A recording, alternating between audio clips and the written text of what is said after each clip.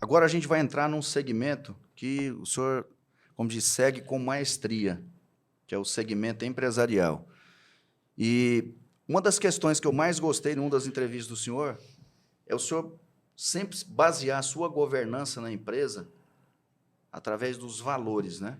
Que são os 5 valores da governança empresarial, para que realmente aquele modelo ele sensibilize o seu colaborador a realmente ter aquela empresa, não só como uma fonte de renda, porque muitas vezes ele quer estar lá recebendo o seu provento, mas ele não quer participar integralmente do processo, né? Como é que é esse trabalho que o senhor faz hoje na Fogás? Olha, assim, em todos os departamentos da organização, tanto na Fogás, anteriormente também, quando eu atuava na Bemol, nós fazíamos a mesma coisa, há uma divulgação plena sobre um quadro que nós chamamos do diagrama cultural da organização. E esse diagrama traz, numa coluna, os 5 princípios, né? Esses princípios eles estão em ordem de importância, né? Que é a integridade, o respeito, a economia, a energia e a melhoria contínua. E ele tem o propósito de alinhar a conduta das pessoas com os objetivos da organização. Então, existem muitas regras, muitos procedimentos, né? ISO 9000 e muitas outras coisas, muitos processos. Mas tem milhares de situações que não se encaixam em nenhum desses processos. Perfeito. Especialmente quando você lida diretamente com o cliente, lida diretamente com o público. Surgem numerosas situações. Então, nessas situações, é essencial que você cultive esses bons valores para poder ganhar a confiança das pessoas. Então, a conquista da confiança é um elemento central de sucesso. Então, para isso, é preciso você transmitir integridade, falar a verdade, se antecipar às decisões, não deixar área de sombra. Isso. Eu sempre digo assim, porque, geralmente, você tem situações... Por exemplo, eu vou vender um carro usado, né? Todo engatilhado. Né? Exatamente. O carro usado é uma informação assimétrica. Isso. Eu tenho muito mais informação do que a pessoa que vai comprar. Lógico. Né? Eu posso adotar a seguinte conduta. Tudo que ele me perguntar, eu respondo a verdade. Certo? Mas eu posso adotar a conduta correta, que seria, independentemente de ele me perguntar... Eu falar. Entendeu? Ele pode não me perguntar, esse carro já teve algum acidente? É isso. Né? Ele disse, olha... Aí eu vou responder. Mas, se ele não me perguntar, eu sou obrigado, de qualquer maneira, a dizer, olha, eu capotei lá na Manaus-Taquatiara, e, enfim, teve essa situação, etc. O carro vai valer menos. Isso. Mas você vai viver em paz com a sua consciência de que você prestou todas as informações necessárias. Eu sempre digo, e aqui eu estou vendo o Cláudio, que já foi vendedor lá na empresa, na Bemol, eu sempre digo que muitas vezes você conquista o cliente por informar aquilo que o produto não faz. Isso. Não apenas pelo produto, pelo aquilo que o produto faz. Né? Então, você tem as características dos produtos, etc., as vantagens, os benefícios que o produto traz. Mas, se você diz, olha, esse televisor ele não tem picture-in-picture, não tem essa característica, etc. Aí você pode dizer, mas em que isso ajuda a vender? Isso ajuda ao consumidor a entender que eu vou falar para ele toda a verdade sobre aquele produto. Isso. Né? Então, esse é um aspecto essencial que você tem que sempre estar preocupado em falar aquilo que a pessoa lhe pergunta, mas também não deixar uma área de sombra. Não, ninguém me perguntou, eu não vou eu não vou falar porque eu não sou bobo, né? Isso. Geralmente, essa é a sabedoria convencional das pessoas. Não, ele não me perguntou, eu não fiz nada de errado, eu simplesmente omiti uma informação. Mas é essa omissão que, na minha opinião, representa uma falta de integridade. Com certeza. Então, esse tipo de busca a essa conduta, a adesão à integridade é essencial na conquista da confiança. Então, quando você conquista a confiança de uma pessoa, você tem, por muitos anos, você tem uma afinidade, né?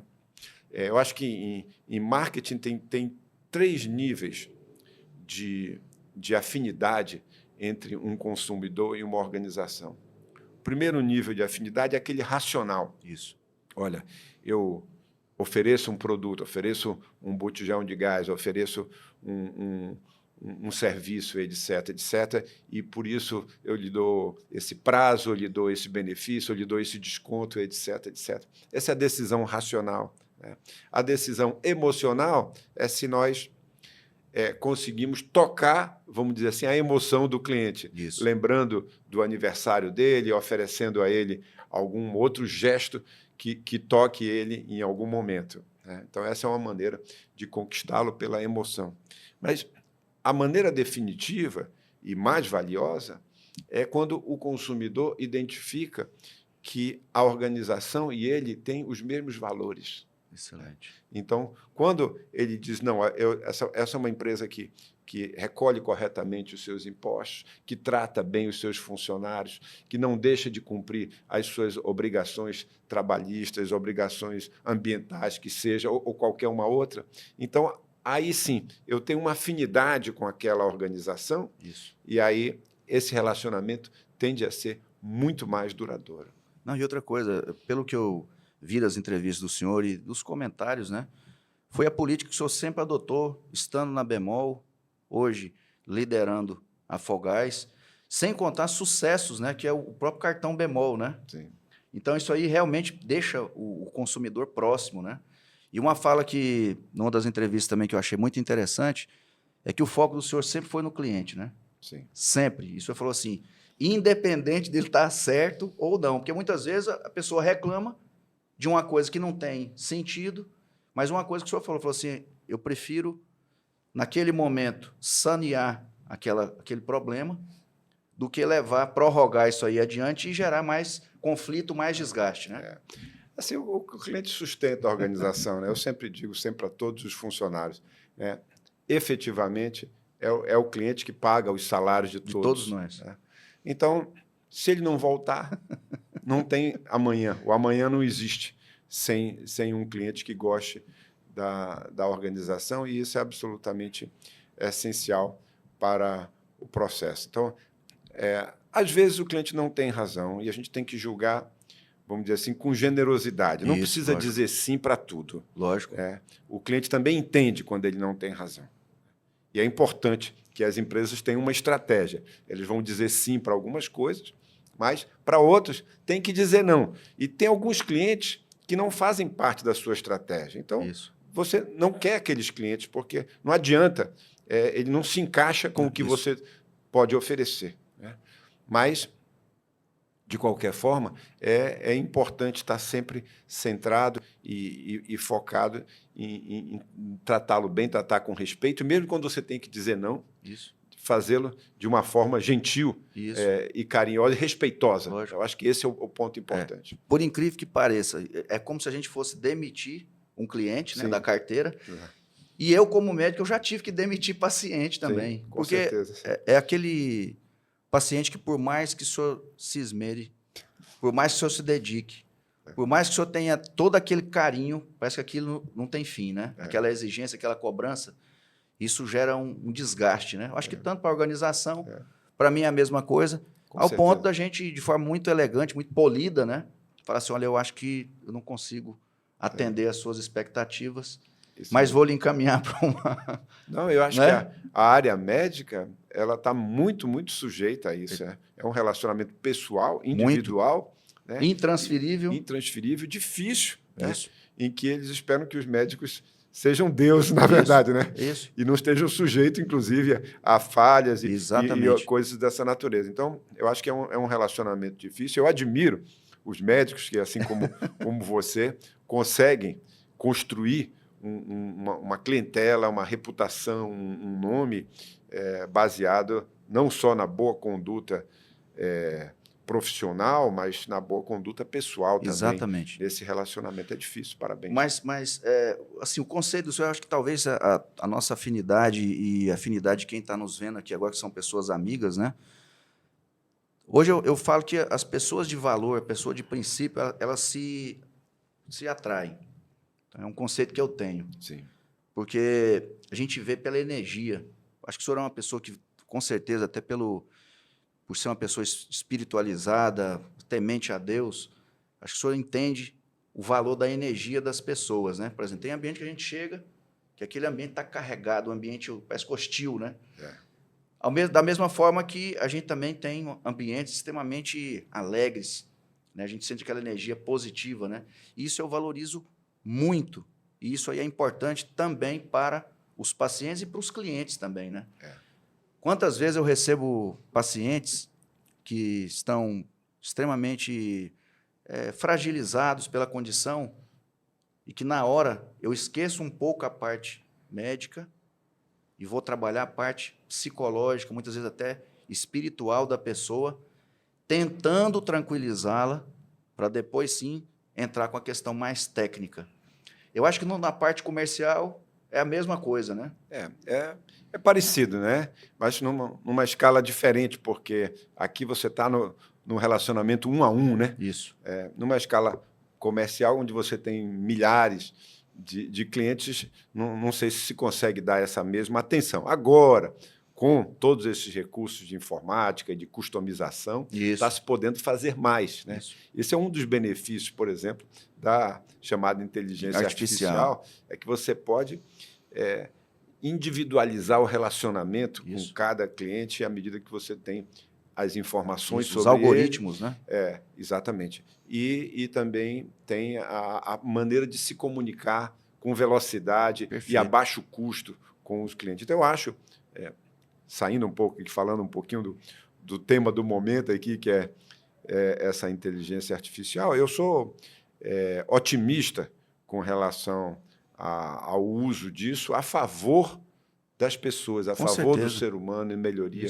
É como as mídias sociais, por exemplo. As pessoas reclamam muito de mídias sociais, das desvantagens, dos fake news, etc., etc., mas eu vejo muito mais benefícios, né? Pessoas que a gente conseguiu se reconectar após anos e anos de distância. E o fato de você poder fazer isso de uma forma simples, de uma forma barata, de uma forma rápida, instantânea praticamente. Então, acho que tem muito de positivo nesse mundo novo e na utilização dessas mídias todas. E eu sei aqui que o Márcio utiliza isso intensamente e é um mestre nisso, é uma pessoa que também eu tenho bastante admiração por ele. Com certeza. Outra coisa que a gente preza muito, eu vejo que o senhor preza não só nos valores, mas é nos parceiros, né? Hoje, com certeza, o senhor tem grandes parceiros no mundo empresarial gerindo a Fogás, né?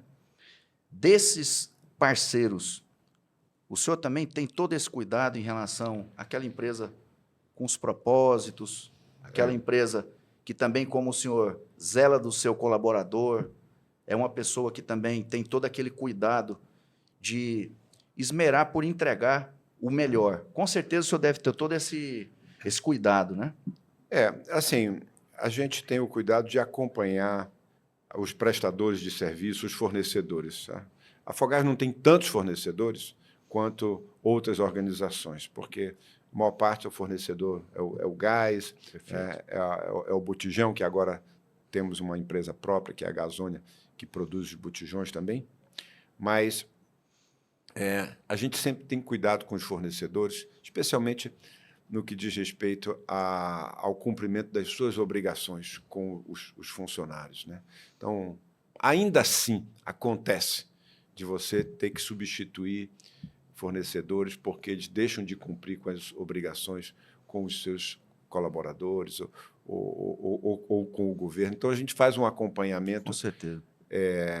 nesse sentido, trimestral, semestral, em alguns casos, para ter certeza de que eles também são bons cidadãos. Lógico. Não dá para consertar todo Tudo. mundo ao seu redor, porque no Brasil são tantas obrigações, né, Isso. que você exigir de todo mundo que cumpra todas as obrigações fielmente é quase impossível. Mas existem melhores e piores condutas Com nessa certeza. área. Então, você tenta se aproximar de organizações e de pessoas e de fornecedores que estão nesse grupo das melhores condutas, ao invés do inverso, né? Até porque, para você construir uma organização longeva, Isso. você precisa estar junto de pessoas de qualidade. Isso. É muito mais barato e muito mais eficiente você estar associado com empresas de qualidade, porque elas vão lhe dar muito menos dor de cabeça. E você pode se concentrar efetivamente na sua estratégia, em conquistar os seus clientes, etc. E não precisa ficar distraído com esses problemas do dia a dia com fornecedores. Então, a busca da qualidade nessas relações e da confiança nessas relações economiza muito. Se você não confia no seu parceiro, você tem que estar com auditoria, conferindo, Direto. pedindo documento, e etc, etc, né? Se você tem um parceiro de qualidade, a maior parte dessas coisas torna-se desnecessária. Então, eu recomendo fortemente essa associação. Quando você encontra um parceiro de qualidade, fique com ele, ajude ele a crescer junto, Exatamente. ofereça algumas ferramentas que efetivamente possam fazê-lo com que ele avance também, e eu acho que isso facilita. Eu acho que a palavra fidelidade seria, se eu tivesse de resumir toda a estratégia da organização da Afogás e mesmo de todas as organizações pelas quais eu passei, se tivesse resumir numa palavra só, seria a busca da fidelidade, né? Funcionários que fiquem muitos anos com a organização, fornecedores que trabalhem muitos anos na organização, clientes, né, Também que acompanham retornem para fazer as suas compras, etc., né? a recorrência, etc., né? E um ambiente em torno de sócios e funcionários e dirigentes, etc., que também tem um relacionamento longo, que pensem no longo prazo, porque isso torna a vida de todos tremendamente mais fácil. Você conseguir gerir olhando para o prazo mais largo, Isso. é muito mais fácil. Dá para a gente preparar melhor as estratégias para a gente seguir E às evoluir, vezes né? pode ter um trimestre ruim ou outro, etc., mas se você tem aquela estratégia bem definida, isso tende a ser superado. Então, eu acho que a lealdade e a fidelidade de todos esses parceiros, sejam fornecedores, funcionários, clientes e os próprios sócios dentro da organização, os seus inquilinos ou os proprietários dos imóveis que você ocupa, tudo aquilo. Eu tenho por princípio também usar pouco a justiça dentro desse contexto empresarial. Essa é uma das minhas marcas. O mínimo possível de ações. Perfeito. E a maioria delas se defendendo ao invés de atacar. Perfeito. Então, temos algumas ações, por exemplo, ações trabalhistas, algumas poucas, mas temos. Infelizmente, não dá para zerar. Uma parte é de terceiros, como litisconsortes, etc. Mas também temos, sempre por princípio, não processar essas pessoas com quem nós nos relacionamos. Perfeito. Então, sempre buscar um acordo harmônico, administrativo, né? Etc. É muito mais simples, mais eficaz. Lógico. E menos dispendioso, né? Justiça demora. Isso. Não é barato. Em muitos aspectos não é barato, não é confiável. Isso. Etc. Então, é mais simples evitar esse caminho e fazer por via administrativa. Uma das pautas que eu separei para discutir com o senhor também, no segmento empresarial, nós fizemos uma prévia disso. Empreender no Amazonas hoje é diferente de empreender em outras áreas do Brasil? Aí, Acho que focando um pouco também na questão logística, né, que ainda é uma coisa que trava muito, né? eu acho que é diferente porque o Amazonas tem 1,5 milhão de quilômetros quadrados, né? É um continente quase. Só o estado do Amazonas são 3 vezes a França, só para a gente ter uma ideia. Então, qualquer relação que você tem aqui dentro do estado para alcançar o interior, onde não há estradas, ou poucas estradas, vamos dizer assim, então você depende muito de tempo e de recursos. Isso. Então, o Amazonas, eu diria, ou a Amazônia, de um modo geral, não é para quem tem pressa, porque as coisas aqui tendem a ser um pouco mais lentas, né, pela própria natureza, para obter os produtos, para comprar. Se você está em São Paulo, você pede de manhã, recebe à tarde. Né? Isso. Aqui vai demorar 15 dias, 20 dias para receber os seus produtos. Então, tudo é mais difícil para consertar um equipamento que quebra e coisas dessa natureza. Então, o Amazonas tem um grau de risco, a Amazônia, de modo geral, tem um grau de risco mais elevado na atividade empresarial. E, por isso, precisa remunerar melhor o empresário. Isso. Então, aqui vale a pena investir e talvez tenha um pouco menos de competição do que em outros lugares, mas, de outro lado, eu acho que são coisas um pouquinho diferentes. Né? Perfeito. Mas eu diria que, para empreender na Amazônia, é preciso um pouco mais de resiliência, é preciso calcular o seu investimento com uma margem maior de folga. Isso.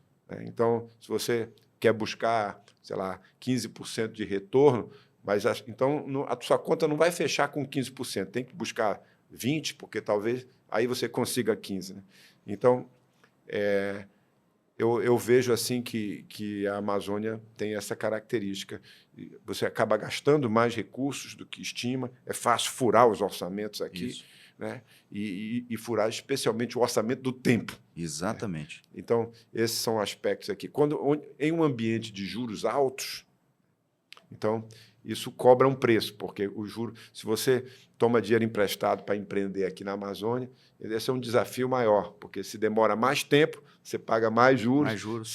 Se precisa de mais recursos, você precisa tomar mais dinheiro emprestado. Então, aqui é preciso levar em conta esses aspectos para evitar um fracasso prematuro, um fracasso indevido aqui. Mas, dito tudo isso, a Amazônia tem sido muito pródiga com muitos empresários, com muitas famílias, e a nossa família está, vamos dizer assim, dentre os que têm sido muito bem acolhidos e se beneficiaram desse processo inteiro, da Zona Franca e tudo mais. Então, nós somos assim, muito gratos aos consumidores Com certeza. da região por tudo aquilo, e aos gestores públicos também, de um modo geral, Lógico. porque é nesse ambiente que a gente convive e que a gente prospera.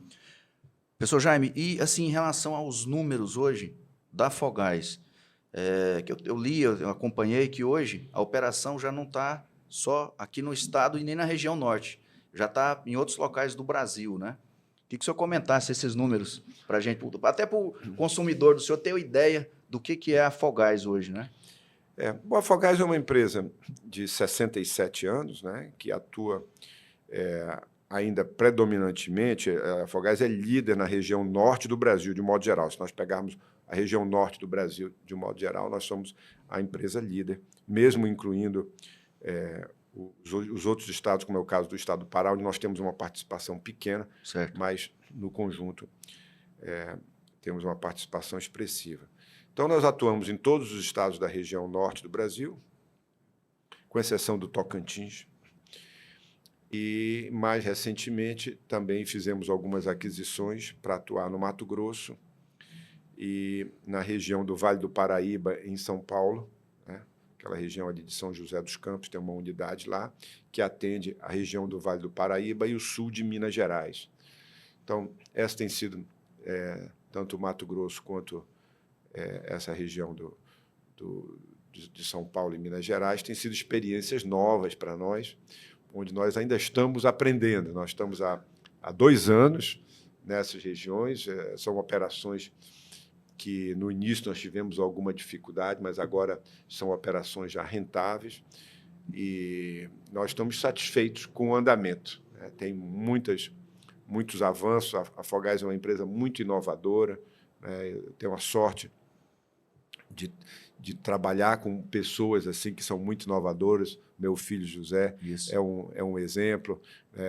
Tem também o Jonathan, meu primo, que também é um diretor muito dedicado na área operacional e conhece o GLP como poucos. Então, acho que esse aspecto da inovação tem nos ajudado a avançar. Nós temos crescido, e especialmente alavancado por inovação nessa área de logística, nessa área de distribuição, de tal modo a poder oferecer, vamos dizer assim, produtos mais competitivos no mercado para o consumidor.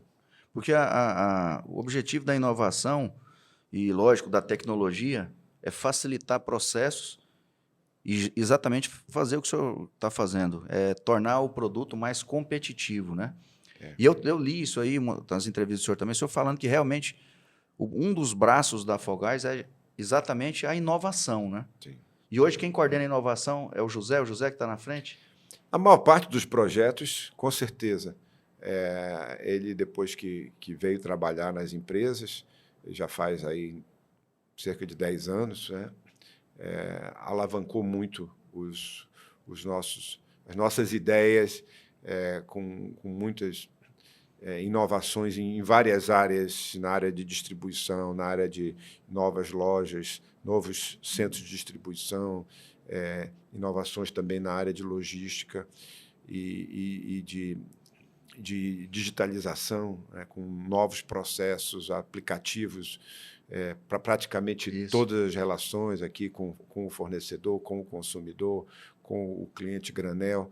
Então, avançamos em muitas dessas áreas na tentativa de manter a empresa bem posicionada, moderna e com custos baixos. Hoje, a gente tem o orgulho de acreditar que nós estamos dentre as empresas mais digitalizadas do Brasil e até mesmo do mundo nessa área de GLP, né? Já há muitos anos que mais de 99% das nossas vendas são inteiramente digitais no relacionamento com os nossos fornecedores e nossos revendedores, que representam a maior parte da nossa distribuição. Então, é um processo que tem avançado e eu estou feliz de poder trabalhar junto com essas pessoas. Não, isso aí vai muito o que eu vou lhe perguntar agora, que é a questão da sucessão. Por exemplo, o senhor foi uma pessoa que, o senhor mesmo já destacou isso, o senhor não foi o self-made, mas foi aquele que deu não só sequência, mas ampliou o negócio da família. Isso. E eu tenho certeza que, não só da genética herdada, né, mas também do espírito e dessa determinação, eu sei que eu tenho a felicidade de atender o José lá no consultório, cuidando da saúde dele, etc. E eu vejo não só a admiração que ele tem pelo senhor, né, mas também aquele compromisso de realmente levar esse legado bem mais adiante. Bom, assim, é o que a gente espera, né? Naturalmente que cada geração tenha os seus propósitos e certamente, se ele desejar, ele será o sucessor na organização. Essa é a minha expectativa e meu desejo. Agora, tenho que entender também que ele tem as suas próprias escolhas. Perfeito. E se eventualmente for diferente disso, também não seria problema. Acho que o importante é você tem que criar os filhos para que eles sejam felizes, né? Isso. Acho que esse é o ponto aqui essencial. Mas tem que dar a oportunidade para que eles criem, vamos dizer assim, esse apego e esse carinho com as organizações, de tal modo que eles sintam que eles pertencem àquele ambiente. Acho que essa é uma dificuldade. Não é fácil trabalhar, duas gerações trabalharem simultaneamente, né? Eu também, quando me relacionava com meu pai, tinha alguma dificuldade, às vezes, tinha vontade de sair da empresa, se aborrecia, porque tem um fator emocional junto com o fator profissional, né? Isso. Então, você mistura alguma coisa. Então, se um pai faz alguma crítica ao filho, aquilo aquilo acaba misturando a emoção com a profissão. Mas é difícil isso. Hoje eu diria que é um dos maiores desafios que eu vejo nos meus colegas e nas pessoas que conversam comigo na organização, é como trazer os filhos para trabalhar nas empresas com a motivação e com o alinhamento que os pais desejam. É um objetivo bem difícil. E aqueles que não querem trabalhar, ou não podem, ou enfim, de alguma forma não se engajam, como trabalhar também com eles de tal modo que a família permaneça junta, né? Então, são desafios grandes. Esse desafio da empresa familiar tem sido tema de numerosos estudos aí afora, e não há uma solução única aqui. Eu acho que cada caso... Muitos médicos também, inclusive, Isso mesmo. tentam fazer com que os seus filhos continuem as suas práticas, né? E alguns com sucesso. Alguns com sucesso, outros nem tanto. Então, é mais ou menos a mesma situação no mundo empresarial, né? Mas, às vezes, os filhos querem, se engajam e se identificam com o negócio, e às vezes não. Eu acho que a grande questão é realmente identificar, né? Porque eu falo que o propósito, cada um tem o seu, né? Só que se ele estiver alinhado, fica mais fácil, né? E é interessante a gente comentar isso, porque eu tenho uma filha que tem uma influência tanto da parte jurídica, que é uma parte da família da área jurídica, e tem também a parte médica, né? Duas boas profissões. Exatamente. Então, assim, nessa hora eu fico tranquilo, porque seja lá o lado que ela escolher, ela vai, se Deus quiser, ter sucesso, até porque é estudiosa, graças a Deus, e muito inteligente. Mas uma outra coisa, professor Jaime, que também eu acho que é importante a gente comentar nessa questão da sucessão, é realmente que não há só a questão do preparo intelectual, né? E nem da questão do interesse em estar na operação. Mas é também aquela questão de seguir com o objetivo de sempre estar melhorando, que é um comentário que o senhor fez, que não é só da classe judaica, né, da religião judaica, mas é das pessoas de sucesso, que é aquela questão de estar inconformado com a mesmice, né? É sempre querer estar melhorando, né? Que foi o que o senhor fez, e eu tenho certeza que o José vai seguir. É que existe esse conceito da insatisfação contínua, né? Isso. Ou seja, você celebra, mas passa pouco tempo celebrando e depois volta para o trabalho. Então, é mais ou menos isso que eu acho que é um fator determinante do sucesso, de modo geral, não necessariamente apenas com a religião judaica, mas com todos aqueles. Eu acho que você tem a obrigação de celebrar quando você alcança, vamos dizer, um marco importante na sua organização. É importante celebrar, mas não precisa ser uma celebração grande demais, né? Para não perder o foco. Exatamente, para não perder o foco. E aí, eu sempre digo que as notícias ruins precisam ser reportadas na organização com muito mais velocidade do que as notícias boas. Isso mesmo. Porque notícia boa é fruto do trabalho, da estratégia, do planejamento. Então, ela não é urgente. Né? Quando acontece alguma coisa boa, olha, você bateu a meta de vendas. Tá bom, ótimo, mas vamos para a próxima. Se não me der essa informação hoje, me der amanhã, também não faz muita diferença. Mas no caso de alguma coisa que não vai bem, então isso precisa ser mais urgente na organização. Então, é por isso que é preciso essa insatisfação contínua de buscar sempre melhor, né? Como dizia Leonardo da Vinci, dizia que não há nada tão perfeito que não possa ser melhorado. Né? Então, eu acho que esse é um bom conceito para as pessoas usarem. No momento que você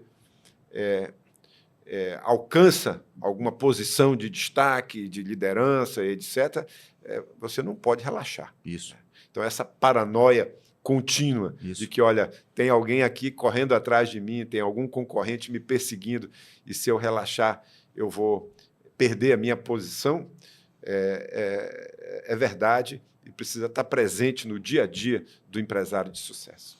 Isso aí é uma coisa que é até muito discutida, não só nesses fóruns que tem da questão empreendedora, é aquela inquietação que faz parte do DNA do empresário, né? Então, isso que o senhor falou é uma coisa que eu também procuro no meu segmento, estar melhorando. Por exemplo, hoje eu tenho lá o meu consultório, que eu espero receber o senhor lá, nem que seja para uma visita, para um café. Com prazer. Mas, assim, eu poderia também ficar parado lá, porque está indo muito bem. Não, já avancei, já comprei mais salas. E o objetivo é uma coisa que eu gostei muito de conversar com o senhor, entre outras coisas, que não é só o papel de estar expandindo, não, é o papel de estar sendo útil para a sociedade, é a questão do papel social, que é o que o senhor faz também, né? Assim, o propósito das empresas é ter sucesso, atender bem o cliente, Isso. cumprir as obrigações sociais com os seus funcionários, vender um produto de qualidade, ser responsável no pós-venda e ter lucro para o acionista. Sem o lucro, não há amanhã, porque não há novos investimentos. Então, o lucro é uma parte essencial do negócio. Então, é preciso nós termos clareza e não termos nenhuma vergonha de dizer que as empresas precisam obter lucros, porque sem isso não há melhoria, não há o amanhã, não há funcionários mais bem treinados, não há oportunidades criadas para a organização. Então, é efetivamente importante que se caminhe tendo em vista esses objetivos. Claro que, quando você alcança isso, você cumpre sua função social, porque você vai pagar os impostos, né, que vão permitir ao governo fazer as suas atribuições. Né? Não existe nada mais social do que um bom emprego. Exatamente. Né? Nada chega perto disso. Porque um bom emprego, alguém que trabalha, que ganha corretamente e que tem os seus impostos pagos corretamente, suas contribuições pagas, etc., está numa posição privilegiada, porque ele expande aquilo ali para a sua família, para os seus filhos, para os seus netos, etc. Então, o bem que você faz em manter um bom emprego é extraordinário. E essa é a maior função social das organizações. Isso é tão interessante, viu, professor Jaime, que hoje, lá no consultório, eu gosto muito de uma palavra que chama processo. Sim. Pessoas, sim. Processos. Então, o senhor define muito bem isso aí, porque não que não vai ter problema, mas dificilmente a gente vai ter problema muito básico, né? E uma das questões que a gente valoriza muito lá é refazer o mapeamento dos meus pacientes. Então, não que o empresário ele seja melhor do que uma outra pessoa, não. Mas é aquela pessoa que, se ele ficar mais tempo ocioso lá, ele vai estar deixando de criar, muitas vezes, oportunidade para outras pessoas. Então, hoje, lá no consultório, tanto é que eu acho que, graças a Deus e muito trabalho, a gente acaba recebendo grande parte do empresariado do Estado e até de alguns de fora, de outros estados aqui da região norte. É exatamente por esse cuidado, entendeu? É de realmente valorizar a figura do empresário como uma pessoa que, lógico, vai ter sucesso pessoal, mas vai ter um sucesso coletivo e de alcance social. Então, isso aí é uma coisa que a gente tem muito bem definido. Parabéns. Lá na clínica, e a gente espera que nesse próximo espaço, que vai ser maior, que a gente continue tendo essa filosofia, esse propósito de realmente prestigiar as pessoas que tentam e conseguem, principalmente, fazer a diferença no Estado. Porque eu também, a exemplo do senhor, eu sou goiano, mas tudo que eu construí até hoje, eu construí aqui. E foi um dos bate-papos que eu tive com o José ontem, que eu fiquei...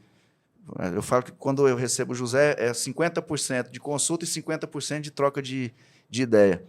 E o senhor sabe que eu fiz uma pergunta para ele, que ele vai ser pai agora, se Deus quiser, brevemente, né? O senhor vai ter isso mesmo. Seu neto. E eu perguntei para ele assim, você não vai ter filho no Brasil ou você não pensou na possibilidade de ter filho nos Estados Unidos? Que acho que é até um modismo, né? Uma tendência, né? Ele olhou para mim assim, mas muito convicto do que ele falou para mim. Ele falou assim, Cristiano, eu sou tão grato ao meu país, eu sou tão grato ao Amazonas, que se eu te falar que eu não pensei nessa possibilidade, eu vou estar mentindo. Mas, sinceramente, eu vou ter meu filho aqui mesmo, porque eu sou muito grato a essa terra.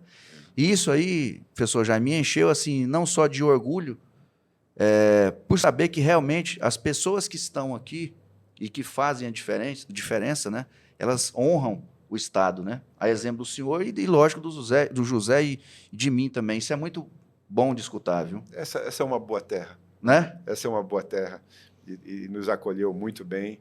Meu pai até fez um livro chamado Eretz Amazônia, ou seja, a terra da promissão, comparando a Amazônia com o destino bíblico de buscar um bom lugar para viver para os judeus. E tem sido assim aqui já há muitos anos. Nossa família está aqui há mais de 120 anos e, portanto, nós somos muito gratos, reconhecidos e gostamos daqui. Isso, eu também. Porque, efetivamente, é um bom lugar e as pessoas também são muito boas. Isso torna agradável esse Muito. convívio, como você. Parabéns. Obrigado. Professor Jaime, queria que o senhor deixasse uma mensagem para os empresários. Eu sei que o senhor é um consultor, tanto é que nós estamos aqui com várias pessoas vindo, graças ao seu prestígio, né, ao seu conhecimento, a sua forma muito elegante de transmitir também esse conhecimento, né? Queria que o senhor passasse uma mensagem para o empresário que atua aqui no Estado. Quais seriam, sei lá, pelo menos umas 2, 3 dicas para ele seguir empreendendo e prosperando aqui no Estado do Amazonas? Olha, eu acho que, assim, primeiro, é fácil dizer, pense no longo prazo, né? Se prepare para o longo prazo. Eu acho que não é uma corrida de 100 metros a vida empresarial, isso é uma maratona. Então, nós não devemos estar, vamos dizer assim, tão obcecados com os resultados imediatos do primeiro. Foque no cliente, porque é o cliente que vai lhe manter vivo e lhe fazer prosperar, né? E tem uma conduta de bons valores e bons princípios, como aqueles que nós mencionamos aqui. Eu acho que esses 3 conjuntos, pelo menos, não vão garantir o sucesso de ninguém, mas vão, pelo menos, lhe dar uma boa base, uma boa estrutura para alicerçar o crescimento dos seus negócios. Excelente. Professor Jaime, eu queria agradecer Obrigado. a sua presença, lhe parabenizar pelo seu brilhantismo, pela sua pessoa, que eu tive a oportunidade não só de conhecer, mas aprender muito. Aprendi aquele dia, estando com o senhor lá no seu escritório, aprendi na troca assim, rápida, mas muito proveitosa e prazerosa, aquela vez que nós tivemos a oportunidade de viajar juntos, né, voltando para Manaus. E aqui hoje, eu acho que, para quem está nos vendo, que está todo mundo aqui vidrado, né, lhe agradecer assim, pela sua presteza em estar aqui, dividindo conosco o seu conhecimento, o seu legado, né? E isso aí me enche de alegria, não só como médico, mas também como um médico empreendedor. Muito obrigado. Muito obrigado também. Parabéns. Obrigado. Eu queria agradecer mais uma vez a presença do professor Jaime Benchimol, presidente do Grupo Fogás, pela sua presença e por essa prazerosa entrevista nesse podcast que, mais uma vez, foi criado para você que deseja empreender e aprender com as pessoas que fazem a diferença no Estado do Amazonas. Um grande abraço.